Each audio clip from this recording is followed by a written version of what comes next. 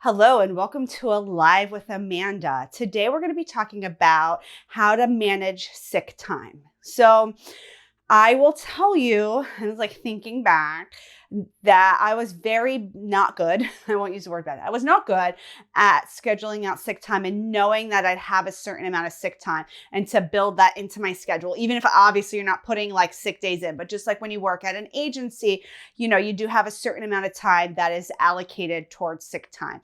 I think that's really important because you get sick. I remember like countless times I was if I was sick, I absolutely took off. But there were times that like maybe I probably should have taken off this and that. I will admit this was pre-COVID. Things are very different now, post-COVID or during COVID. So even if I wasn't like coughing sick, let's say that, it can be very hard to be a therapist and be coughing. And so there were other times when I didn't feel well, let's use that. And I went to work right before COVID, probably like 2018, 2019, 2020, around that time. I was actually dealing with a chronic medical issue, and that required for me to actually take off some time from work. And I really had to balance that out. Like, when would I go to work and when wouldn't I go to work and when would I leave? And, what kind of medical care did I have to manage. And so all of that can be really tough. So I think you need to plan for it. You need to know that you're going to take X amount of days a year for sick time. And that when you look at how much you work, that you account for that. The same that you account for vacations, holidays, and sick time. Don't discount the sick time. That happens a lot. I know that happens a lot. And I think it's really important that we not do it. I'm going to tell you about 2 weeks ago for me. And it can be hard. And I'm not seeing clients. So it's not even that I was like generating income necessarily. And I was worried about not working, but I was sick. I was not feeling good. My husband had just been to the doctor. My son was on antibiotics. Everybody in my family was sick and I wasn't sick yet. And then on Wednesday, bam, I started to not feel great, but I had things that I needed to go do, whether it was working from home, meetings, whatever. And so Wednesday, Thursday, Friday, by Friday, I really didn't feel good, but I still went and did the things that I needed to do. And that weekend, I was really not feeling well Friday, worked. When the workday was done, picked up my son, my husband got home, I laid on the couch for like 2 hours. The weekend, I felt pretty good. By Tuesday of last week, I was not feeling well again. I had an ear infection. We were out of town and we were heading home. I go to urgent care, bam, ear infection. Points of information, I still really can't hear out of this ear. And so I was even more sick than I was initially. And I was just like, man, like, I don't listen to myself. I should have cut down my schedule then. So then what was forced upon me was literally Wednesday, Thursday, Friday, and Saturday, I did nothing. I canceled all of my plans. I laid on the couch. I did some emails from home because that was easy for me to do, but I canceled everything. I didn't go anywhere.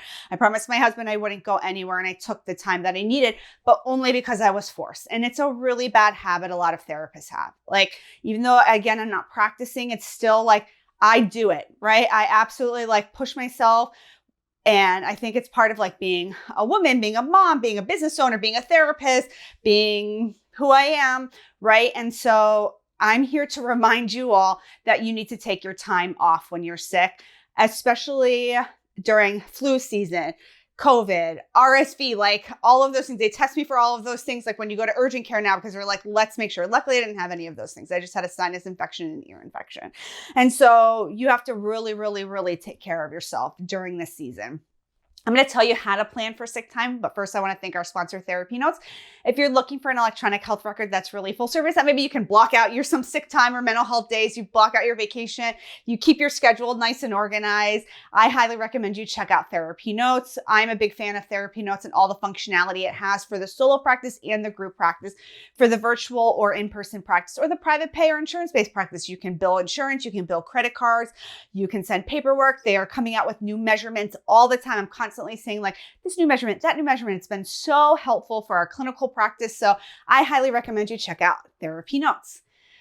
So going back to, I have always calculated my time working on weeks. So I'm like, oh, I'll work 48 weeks out of the year. And that's good and well, because like, I'm like, okay, 2 weeks for vacation, let's just call it a week and change for holiday and a few days for some sick time, but like that might not be enough. Like, listen, like you could get wiped out from a sickness for like 5 days, So I'm thinking like maybe I would start recommending that people plan for at least like, there's 2 seasons, right? Like not 2 seasons, that there's 4 seasons, but there's like mainly like 2 times when people get sick a year. So plan on like you may be sick, or your child may be sick, or your husband may be sick, or your partner may be sick, or somebody, you might have to help somebody, for just kind of like you plan vacation time, like 2 weeks, maybe you plan 2 weeks of sick time and you plan 2 weeks of, holidays or something like that. Or if you really can't plan that much, plan at least for 5 days, because I can tell you I was out for the count it was really 5 days. Tuesday I was off because we were traveling Wednesday, Thursday, Friday, Saturday, 5 days for a sinus infection and ear infection, like not even COVID, RSV, or the flu. And so maybe you have a fantastic immune system and you never get sick and you do less. Maybe you have some kind of chronic medical issue and you have to do more, but plan for your time so that you can take off when you need it. Don't make the mistake I made. Rest up. And I hope that you can stay healthy and well during this. We used to call it flu season, but it feels like everything season. And so wash your hands, cover your mouth when you cough. And if you are not feeling well, stay home, especially as a therapist. And if you're feeling well enough to see clients, but you don't want to see them in person, go virtual. I hope this was helpful. I'll see you soon, everybody. Bye.